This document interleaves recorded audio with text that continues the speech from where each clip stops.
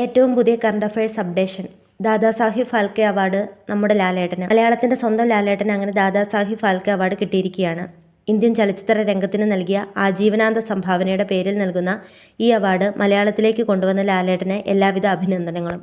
ഇത് നേടുന്ന ആദ്യ മലയാളി അല്ല ലാലേട്ടൻ, രണ്ടാമത്തെ മലയാളിയാണ്. അപ്പോൾ നിങ്ങൾക്കൊരു ഡൗട്ട് ഉണ്ടാവും, ആദ്യത്തെ മലയാളി ആരാണെന്ന്. അത് പറയുന്നതിന് മുൻപ് ഇതുമായി ബന്ധപ്പെട്ട മറ്റു കാര്യങ്ങൾ കൂടി നോക്കാം. 2023 ദാദാസാഹിബ് അവാർഡാണ് ഇപ്പോൾ പ്രഖ്യാപിച്ചിരിക്കുന്നത്. ഇന്ത്യൻ സിനിമയുടെ ഏറ്റവും ശ്രേഷ്ഠമായ ഉപഹാരമാണ് Dadasaheb Phalke award. Father of Indian cinema എന്നറിയപ്പെടുന്ന ദാദാസാഹിബ് ഫാൽക്കെയുടെ പേരിൽ നൽകുന്നതാണ് ഈ അവാർഡ്.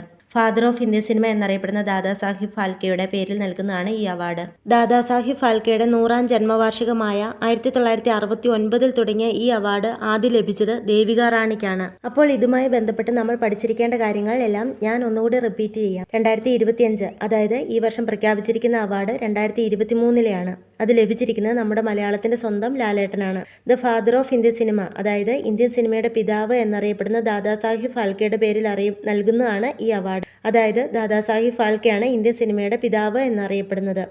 ഇദ്ദേഹത്തിൻ്റെ 100ാം ജന്മവാർഷികമായിട്ടുള്ള 1969 ഈ അവാർഡ് സ്റ്റാർട്ട് ചെയ്തത്.